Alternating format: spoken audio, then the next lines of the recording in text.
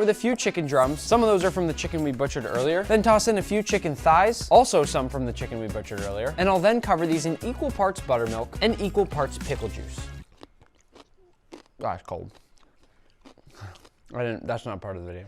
If you've ever heard of buttermilk fried chicken, that's what it means. They're brining the chicken in buttermilk, which is this milky and acidic liquid that's gonna give the chicken some flavor, but also break the proteins down in the chicken and make it softer and more tender. And the pickle juice is a nice twist I like to do that gives a little bit of extra flavor. And we're gonna brine this for about half an hour. What time is it? It's like 4:03.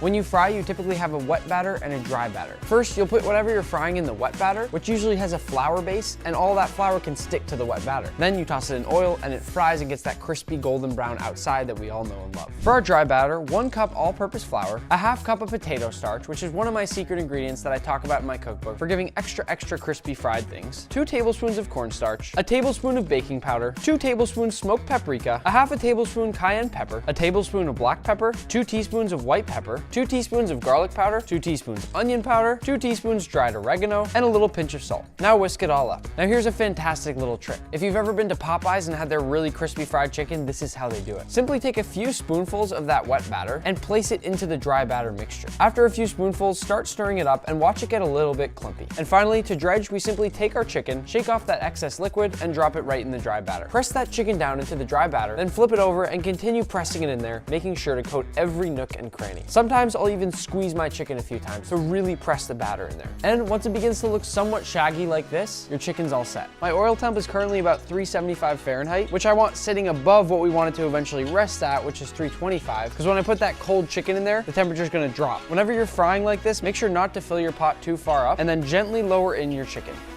The goal is perfect crispy fried chicken. Once that chicken reaches an internal temp of 165 Fahrenheit, it's ready to rest. The reason I'm placing it here on a wire resting rack is so that as they cool down, the steam can escape all around the chicken. Whereas if you put it down on a flat surface, the steam is gonna collect under it and make the bottom really soggy. That right there is a perfect piece of fried chicken. By adding some of that wet batter in there, that's how we got all these nice crispy bits that are jumping all off the piece of chicken. The only thing left to do is to taste it.